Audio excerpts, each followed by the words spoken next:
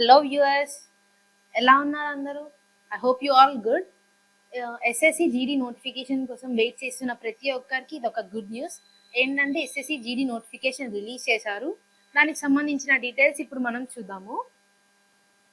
Application start అయ్యే date వచ్చి 5th September to 14th October. అంటే 5th సెప్టెంబర్ నుంచి అక్టోబర్ 14th వరకు ఉంటుంది. సో మనకి అప్లై చేసుకోవడానికి చాలా గ్యాప్ ఉంది. ఇచ్చిన డేట్ లోపు అప్లై చేసుకోండి. లాస్ట్ డేట్ వరకు ఎక్స్టెండ్ చేసుకోకుండా పోస్ట్పోన్ చేసుకోవద్దు, ఎందుకంటే మీరే కూడా మర్చిపోవచ్చు. ఇంకా ఆన్లైన్ ఫీ పేమెంట్కి లాస్ట్ డేట్ వచ్చి 15th అక్టోబర్. ఇంకా కరెక్షన్స్ అప్లై చేసుకునేటప్పుడు ఏదైనా కరెక్షన్స్ ఉంటే 5th నవంబర్ నుంచి 7th నవంబర్ అండి. ఓన్లీ 2 డేసే ఉన్నాయి.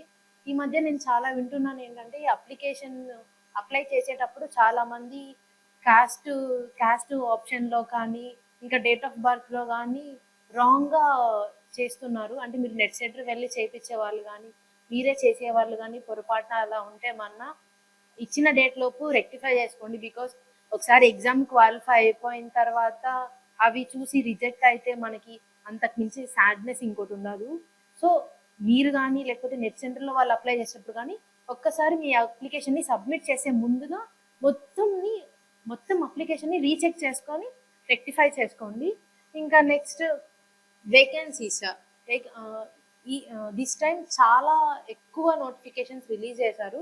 దానితో చూద్దాం.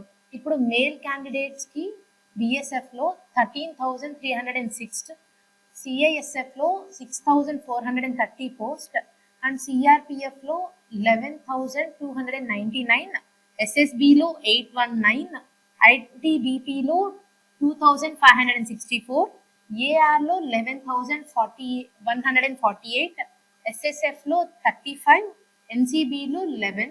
ఇంకా ఈ మొత్తం పోస్టులు టోటల్ వచ్చి 35,612 పోస్టులు.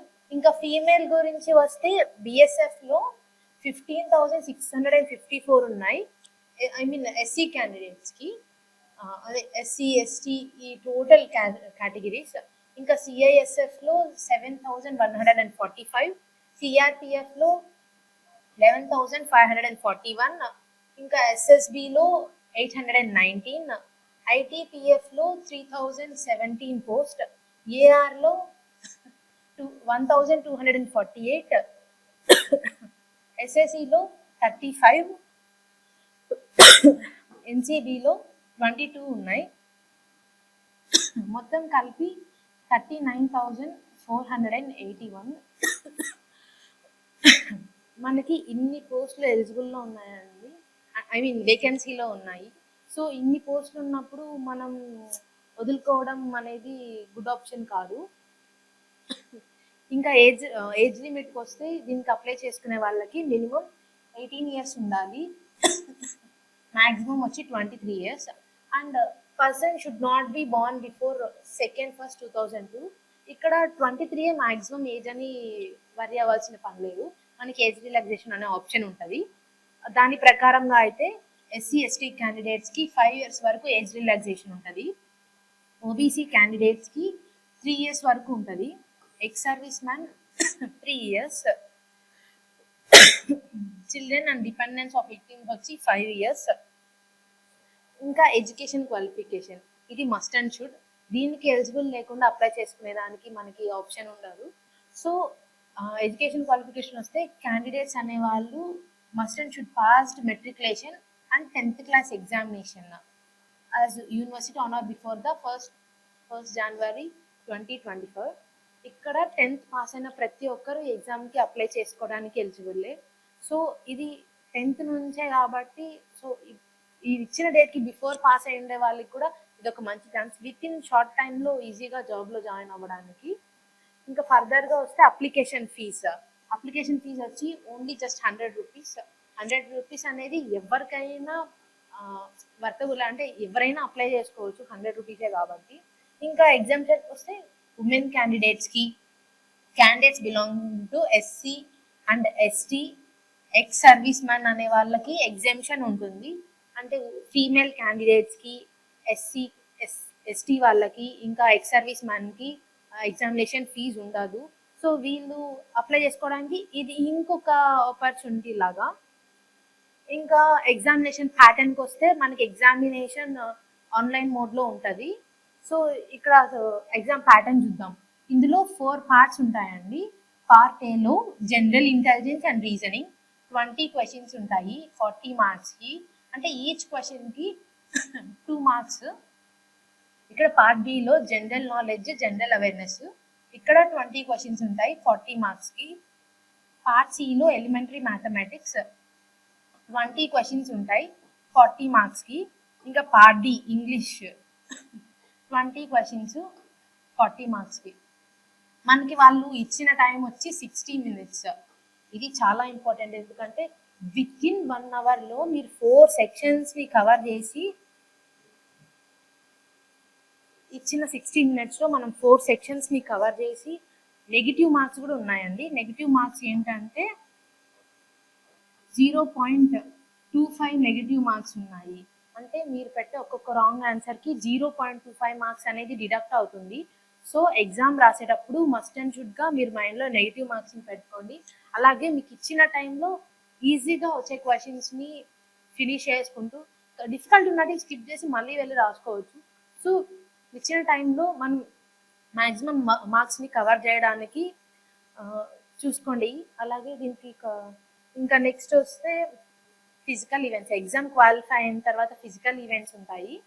ఇక్కడ మేల్ క్యాండిడేట్స్ వచ్చి 170 సెంటీమీటర్స్ వరకు హైట్ ఉండాలి. ఇంకా ఫీమేల్ క్యాండిడేట్స్కి వచ్చి 157 సెంటీమీటర్స్ ఉంటాయి. బెస్ట్ ఆప్షన్ ఏంటంటే అప్లై చేసుకునే వాళ్ళు ఒక్కసారి హైట్ చూసుకొని అప్లై చేసుకోండి. ఎందుకంటే ఇచ్చిన హైట్ కన్నా తక్కువ ఉంటే మనల్ని వాళ్ళు తీసుకోరు. సో ఆ క్యాండిడేట్స్ ఎలిజిబుల్ కాదు. ఎందుకంటే ఎగ్జామ్ క్వాలిఫై అయిన తర్వాత ఈ విషయం తెలుసుకొని బాధపడడం కంటే అప్లై చేసుకునే ముందే దీన్ని చూసుకొని అప్లై చేసుకుంటే బెటర్. ఇంకా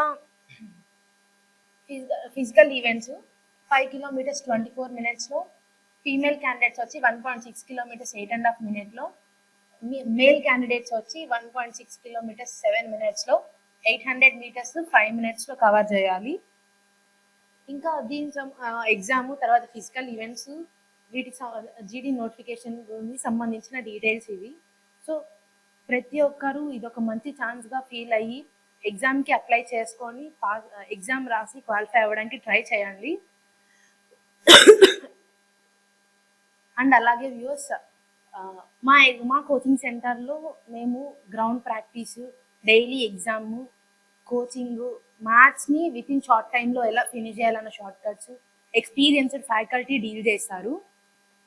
సో మీరు వచ్చి మేము ఫ్రీ డెమో క్లాస్ని స్టార్ట్ చేస్తున్నాము 19th మార్నింగ్ 9 o'clockకి. అది థర్స్డే వస్తుంది. సో ఎవరైనా ఇంట్రెస్టెడ్ క్యాండిడేట్స్ ఉంటే ఒకసారి డెమో క్లాస్ విని ఆ తర్వాత మీరే డిసైడ్ అవ్వచ్చు. ఇంకా గ్రౌండ్ ప్రాక్టీస్ కాబట్టి దే ఆర్ స్టూడెంట్స్. సో చాలామంది లేదనుకుంటారు. సో ఇంకా ఈ డీటెయిల్స్ అన్నీ మీకు చెప్పిన తర్వాత ఇంకా మీ బెస్ట్ ఆప్షన్ కోచింగ్కి వచ్చి జాయిన్ అవ్వడం. Thank you viewers, and all the best for your examination. Thank you viewers.